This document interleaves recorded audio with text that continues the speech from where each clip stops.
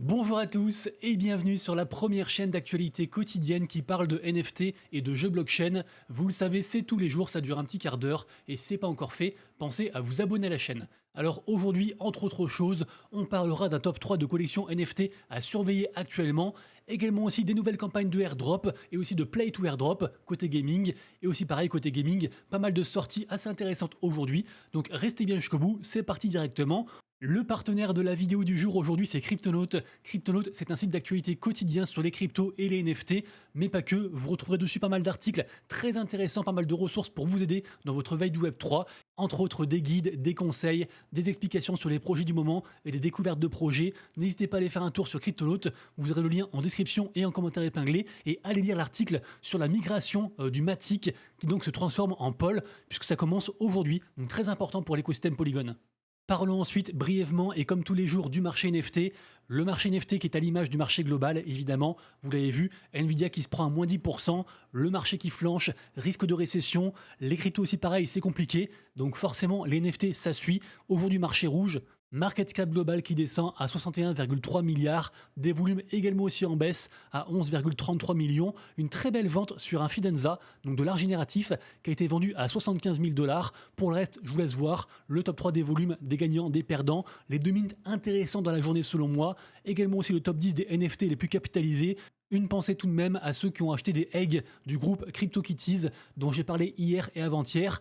J'avais suggéré que le prix était beaucoup trop élevé. Je le rappelle, on a démarré à 0,008 pour le mint. C'est monté quasiment à 0,40. C'est retombé à 0,20. Là, c'est légèrement monté. On est à 0,24. Mais du coup, on est sur un moins 24% aujourd'hui. Donc, c'est une des collections qui perd le plus aujourd'hui. Également aussi moins 5% pour les Bored Ape, les singes NFT. Ils étaient bien remontés jusqu'à quasiment 14 Ether. Là, ils sont descendus à 11,26 Ether, notamment aussi à cause d'un mec, une baleine. Ça aussi pareil, on en a parlé je crois hier ou avant-hier. Attention aux emprunts, attention au levier. Ce mec-là, pareil aussi, il a emprunté en fait plein d'argent en levier x6 pour racheter en fait 30 singes qui étaient au floor price. Et apparemment, ce mec du coup aurait perdu 45 Ether. Et du coup, si pareil après, il se fait liquider. Donc vraiment, attention à ça. Après, je me répète, mais tous les jours, bien market au bull market, il y a tout le temps des opportunités. Même si je le répète souvent, des fois le mieux c'est de ne rien faire. Mais regardez-moi ça, on a les Winds of Yawanawa, donc de l'art de l'artiste Refik Anadol, qu'on fait un plus 87% aujourd'hui, assez impressionnant. Également aussi les Ancient Seed de la collection Today, donc du jeu du même nom, qui va sortir prochainement un free mint. Free mint très hypé dont j'ai déjà parlé. Là les choses commencent à s'emballer et les holders de cette collection-ci pourront en fait minter donc ce prochain free mint. Ils auront un spot. Également aussi j'ai vu sur Telegram, on a cette collection-ci, les Nutcrackers qui affichent un floor price à 44,44 tonnes, donc assez cool pour la blockchain de Telegram. Également aussi parmi les gagnants du jour, et ce sera la première collection à surveiller, on a les San Fran Tokyo Visions et les San Fran Tokyo Genesis Pass, compris respectivement 41% et 46% en 24 heures, donc vraiment assez impressionnant. Pourquoi? Il y a deux raisons. D'une part, en fait, on a Yatsu, donc le cofondateur de Animoca Brains, un immense fonds d'investissement hongkongais qu'on a sweep, qu'on a racheté pas mal. Et seconde raison, et c'est d'ailleurs pour ça qu'il en a acheté pas mal, je vous l'ai dit, cette semaine on a la Korea Blockchain Week, donc un immense événement blockchain donc en Corée, comme son nom l'indique, et en fait il y avait un gros événement avec le projet San Fran Tokyo. Le projet San Fran Tokyo, c'est un projet du groupe WeBox qui est soutenu par Animoca Brains, et c'est un projet qui met à l'honneur les animés. C'est d'ailleurs pour ça que dans leur événement, ils ont mis en avant aussi leur partenariat avec l'animé Solo Leveling. Je ne sais pas si vous l'avez vu, mais c'est un très bel animé. Évidemment aussi, leurs NFT font bien sûr référence aussi aux animés. J'aime beaucoup l'art de ces NFT. Pour l'instant, ils sont sur un floor price à 0,07. Ça, c'est la collecte, on va dire, principale et mainstream. Mais aussi donc une seconde collecte, les Genesis Pass. C'est un peu différent. C'est la toute première collecte. Les avantages sont évidemment un peu différents. Mais sachez que holder de cette collection-ci, ou la seconde, les Visions, la principale pour moi, peu importe, vous recevrez donc du token, le nouveau token qui n'est pas encore sorti de l'écosystème San Fran Tokyo, qui s'appelle le Manga, tout simplement. Donc évidemment aussi, les spéculations vont bon train, et c'est aussi pour ça qu'il y a un peu plus d'accent sur cette collection ces jours-ci. Sachez aussi, petite digression, que si vous aimez la tendance animée liée à la blockchain, renseignez-vous bien sûr également aussi sur Azuki, parce que eux aussi vont sortir un token et ils surfent sur la narrative animée. Et d'ailleurs, le token s'appellera le token animé, évidemment. Ensuite, seconde collection à surveiller qui fait suite à un immense message de son fondateur, à savoir donc Wab. Wab, c'est le fondateur de la collection qui s'appelle Sappy Seals. Sappy Seals, j'aime beaucoup ce qu'ils font. À leur début, il y a quelques années, ils étaient très forts sur les mèmes. Ils avaient d'ailleurs inventé une machine à mèmes qui cartonnait sur les réseaux. Depuis, ils se sont pas mal dispersés. Ils ont fait aussi des peluches. Ils vont aussi dans le gaming avec une sorte de Dofus MORPG qui va arriver, un de ces quatre. Aussi un mix avec Pokémon qui s'appelle Omnia. Ils ont aussi un token, le token Pixel. Ils ont fait aussi une seconde collection NFT, les pets, les animaux de compagnie, qui vont servir a priori dans Omnia. Bref, ils sont allés un peu partout. Et dans ce message, en fait, il semblerait que Wab se rende compte qu'après 3 ans, puisqu'ils viennent tout juste de fêter leur anniversaire, donc après 3 ans, il va revenir en fait aux sources, à ce qui finalement a fait la force de Sappy Seals à ses débuts. Et donc c'est pour ça que je pense que le prix actuellement est très attractif. Il y a beaucoup de trucs qui vont arriver, dont le jeu, mais pas que. Et en plus, je trouve que ce retour aux sources, c'est un petit peu quelque chose qu'on observe chez plein de collections NFT à l'heure actuelle. Les gens ont tout essayé, ça marche pas trop, le marché est compliqué, et donc ils reviennent en fait à leurs premiers instants, un peu à l'image aussi de Yuga Labs et de leur Bored Ape. Donc voilà, pour toutes ces raisons, je crois beaucoup en Sappy Seals. Les NFT étaient montés tellement haut, ils étaient encore à 1 Ether il n'y a pas si longtemps que ça. Du coup voilà, deuxième collection à surveiller. Et ensuite, troisième collection NFT à surveiller, on passe sur l'écosystème Bitcoin et c'est sans doute la meilleure ou en tout cas une des 3 meilleures collections NFT sur Ordinal. On parle de NonMonkeys. NonMonkeys, rappelez-vous, en mars dernier, il s'était monté quasiment à 1 Bitcoin de floor price à 0,9 Bitcoin. Là, on est à 0,11 et en plus le BTC est moins cher. Donc je pense qu'il y a vraiment un truc à faire. Et ici, en fait, message de son fondateur, donc de Rock Toshi, qui nous annonce sans trembler qu'il est juste le cofondateur de Ordinals, toute la technologie Ordinal qui, on le pense tous, a été plus ou moins inventée ou en tout cas repris par un mec qui s'appelle Kazero Darmor. C'est la toute première fois que Rock Toshi parle de ça, donc évidemment ça fait l'effet d'une bombe. Là pour l'instant ça se ressent pas sur le floor price parce que le marché est vraiment dans l'incertitude et c'est compliqué, mais pour moi si vraiment c'est avéré, sachant que NonMonkeys c'est déjà une très belle collection, ils font plein d'événements, ils sont potes avec tout le monde, bref, franchement ça sent très très bon pour NonMonkeys. Évidemment ce n'est que mon avis, je peux me tromper, la collection peut disparaître et vous savez ce n'est pas un conseil en investissement. Info suivante, nouvel épisode dans la saga des Gods. Rappelez-vous des Gods, c'était la collection, une des meilleures collections sur Solana, vraiment un des leaders. Depuis, ils sont partis sur Ethereum, leur seconde collecte est partie sur Polygon, ils ont fait plein de trucs, ils sont un peu foirés, gros FUD. Dernièrement, ils sont revenus sur Solana, bref, assez compliqué. Pour l'instant, on est sur un 25 sols de floor price pour des Gods. Et là, qu'est-ce qui se passe?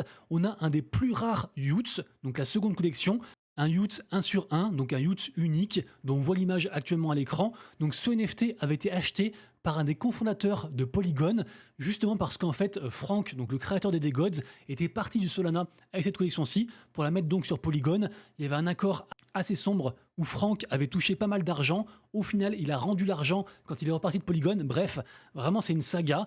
Et donc là, Sandeep Nailwal vient de revendre en fait ce Youths, donc scellant définitivement la relation, je pense, qui est brisée entre Frank, entre les Gods et Polygon. Et en fait, ce Youths avait été acheté, je crois, pour 3 fois plus cher. Là, il était revendu pour 200 sols. Ça reste une grosse somme, mais c'est que dalle par rapport à combien il l'avait acheté à l'époque. Et ceux qui l'ont acheté, c'est le groupe Superbased. Ceux-là même dont j'ai parlé il y a environ 15 jours parce qu'ils ont racheté une collection NFT OG de l'écosystème qui s'appelle les Catalina Whale, une collection sur Solana. Et justement, en fait, aussi pareil, ce Youths, ils vont le ramener aussi pareil sur Solana. Je sais que c'est beaucoup d'infos, moi j'aime ce genre d'histoire et je trouvais ça important d'en parler. Ensuite, attention à vous puisque en effet, là on n'est pas encore dans l'effervescence et ça n'empêche pas les arnaqueurs de proliférer. Ici, exemple concret, regardez-moi ça, on a une collection NFT qui va faire un prochain mint et en fait cette collection NFT a déjà changé de compte Twitter 4 fois, ils ont eu 5 noms différents. À la base, c'était la collection BlastPP, dont d'ailleurs j'avais parlé il y a très longtemps, parce qu'à l'époque, ça marchait bien. Ensuite, du coup, donc ils ont fait leur argent sur la blockchain Blast. Après, du coup, ils ont refait un mint, donc ils ont changé de nom. Ils se sont appelés Tsumetai sur Base. Après, Ritardio sur Ethereum. Après, Reed Monkey House. Et là, maintenant, c'est Based Ladies. Ils vont refaire un mint. Leur but étant bien sûr de faire un maximum d'argent, donc vraiment vigilance par rapport à ça, essayer de savoir un peu d'où viennent les comptes, est-ce qu'ils tweetent depuis longtemps, etc. Et pour terminer, je vous partage 2 airdrops, celui-ci vient de sortir, ça s'appelle du coup Trib3, donc en gros c'est un DEX pour tout ce qui est NFT et RWA, Et si vous avez une des collections qui est marquée ici, vous aurez déjà des points de base et donc vous allez augmenter votre airdrop. Moi par exemple sur ce compte, j'ai 13 500 points, c'est gratuit si jamais. Et après pour l'as des points, c'est genre faut trader, etc. Mais c'est facultatif. Et second airdrop, c'est par rapport à la blockchain Mint. Alors c'est un airdrop qui court depuis un moment. Ce sera, je pense, un gros airdrop. Renseignez-vous, ils ont aussi des NFT. Il y a 2 parties pour l'airdrop. Donc voilà, pas mal de choses à savoir. Mais le truc important, c'est que là maintenant, en fait, ils ont passé donc le airdrop et les transactions à faire complètement on-chain. Leur but étant de limiter les bots, mais du coup aussi, pareil, attention, parce que peut-être que si on ne fait pas au moins une transaction sur cet écosystème, peut-être qu'on sera considéré comme un bot et que donc on n'aura pas l'airdrop. Donc vigilance, projet intéressant, et faites au moins, je pense, une transaction. Une transaction, c'est genre récupérer des points quotidiennement, il y aura juste les frais de gaz à payer, et c'est pas sur Ethereum, c'est sur la propre blockchain, donc ça coûte quasiment rien. Dernière info très sympathique avant de passer à la partie gaming, le 11 septembre, on aura le film Calladita qui va sortir sur Netflix version espagnole. Et en fait, ce film a reçu ses fonds de la vente de NFT. C'est 20 000 personnes qui ont acheté des NFT et qui ont rendu ça possible, donc bravo. Partie gaming donc ensuite, et je vous l'avais dit, je fais un petit update par rapport à mes points Mon Protocol dont j'ai parlé je crois il y a 3-4 jours. Donc je stack en fait la CryptoMon qui est un gros écosystème lié à un jeu qui s'appelle Pixelmon. Grâce à ça en fait je participe à différents launch pools gaming régulièrement. Le dernier en date, il y a 3-4 jours, c'était Disnuts. Au final donc, j'ai tout cramé pour ce projet et au final, après 3 mois à avoir stacké environ 1000 $ à l'époque de Mon, j'ai eu donc 13 balles donc de token Disnuts. Voilà, donc fin de l'histoire. Je pense que sur le long terme, ce sera quand même très intéressant de stacker sur Mon Protocol. Mais pour le coup, je n'ai pas choisi le bon launch pool, ça arrive, c'est comme ça. Ensuite, info du jour, on a les playtests numéro 3 qui sortent par rapport au shooter Nyan Heroes. Nyan Heroes, j'en parle régulièrement, c'est un très gros projet. Le jeu sera disponible sur l'Epic Game Store, quelques images actuellement à l'écran, il y a un très joli gameplay. Ici, article très complet sur les fonctionnements du airdrop, sachant dans les grandes lignes que si vous avez un NFT, du coup Genesis ici, à un floor price de 0,7 Sol, vous aurez un multiplicateur, mais on peut aussi très bien jouer gratuitement à ce projet et donc participer à cette campagne de airdrop. Notamment aussi, il y a un tournoi auquel il faut s'inscrire avant le 8 septembre. Sachez aussi qu'ils ont un token Nyan, qui a actuellement un floor price de 0,072 $, qui a comme le reste du marché pris très très cher. Ça reste une belle campagne, un joli projet, donc lien en description. Ensuite, les projets sur Telegram, la tendance Tap to Earn, apparemment ça marche encore. On a pas mal de airdrops qui vont arriver pour fin septembre. Je pense notamment à Catizone, à Hamster Combat bien sûr, et aussi à Rocky Rabbit. Ici, on nous parle de God Gaming. Apparemment, ils ont franchi la barre des 250 000 utilisateurs et des 3 millions de transactions. Voilà, donc moi je suis pas dessus. Mais apparemment, pas tout le monde s'est lassé de la tendance Tap to Earn sur Telegram.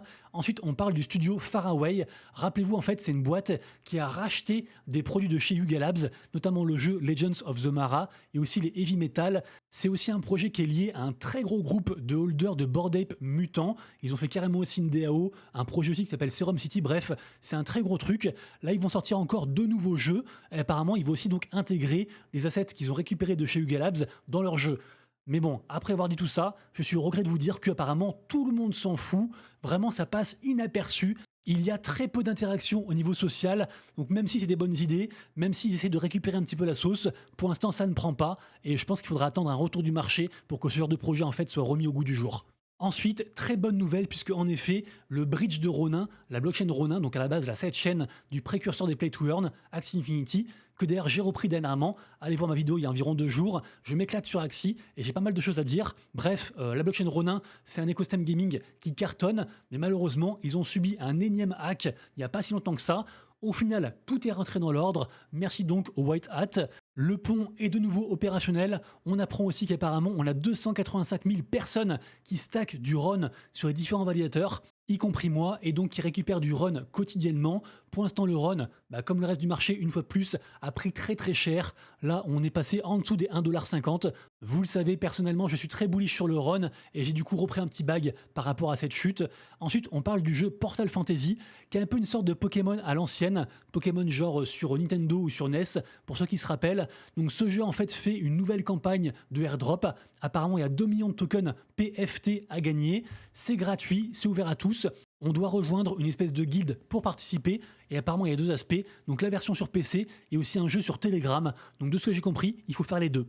N'hésitez pas à aller vérifier tout ça. Ensuite, très grosse nouvelle par rapport à l'écosystème Portal Coin. Alors Portal Coin, on se rappelle du airdrop qui avait été incroyable et qui avait inondé Twitter. Moi perso, en mettant 0$, j'avais récupéré je crois 1000$, un truc comme ça. Vraiment, c'était assez impressionnant. Portal Coin, ils veulent donc instaurer un coin dans tous les écosystèmes gaming, à la fois Web 2 et Web 3. Ils sont partenaires avec la Terre entière, mais pour le moment, en fait, depuis la sortie de leur token, le token est en chute libre. Franchement, ça fait très très mal. Moi, j'en ai gardé pas mal, et là, on est à 0,26$. Mais bon, je pense que ça peut être un très bon projet sur l'avenir. On peut aussi stacker son token Portal pour accéder à différents launchpads. Et là, la nouvelle, c'est qu'ils font un partenariat avec ni plus ni moins le géant du blockchain gaming à l'heure actuelle, à savoir la blockchain Immutable X. Donc, très bonne nouvelle. Évidemment, le token, il bronche pas. Mais voilà, ça reste, je pense, un projet à surveiller et à garder sous le coude. Et enfin, dernière info, alors j'ai pas encore eu le temps de me renseigner, mais c'est super hypé. Regardez-moi l'engagement social, c'est assez impressionnant. On parle de Unit. Unit, donc de ce qui se dit, c'est la première blockchain de type Layer 3 sur Base qui est consacrée à l'adoption de masse pour les jeux gaming blockchain mobiles. Apparemment aussi, ils vont faire un mint très bientôt par rapport à un jeu. Mom's Kitchen, apparemment, ils ont levé 6,6 millions de dollars. Apparemment aussi pareil, ils ont une grosse expérience. Bref, projet très hypé. Et cerise sur le gâteau, les holders de ce futur NFT et d'autres aussi qui vont participer à l'écosystème recevront du airdrop de leur token, le token Unit. Je vous conseille donc de faire comme moi et de faire vos recherches dès cet après-midi. Merci à tous d'avoir suivi la vidéo, il y avait beaucoup d'infos aujourd'hui, j'espère que je vous ai apporté un petit peu de valeur. Si c'est le cas, pensez à vous abonner et à liker la vidéo. Et quant à nous, comme toujours, on se retrouve donc dès demain pour de prochaines aventures. Et d'ici là, prenez soin de vous, de vos proches et de vos wallets. C'était Monsieur Rabbit, ciao.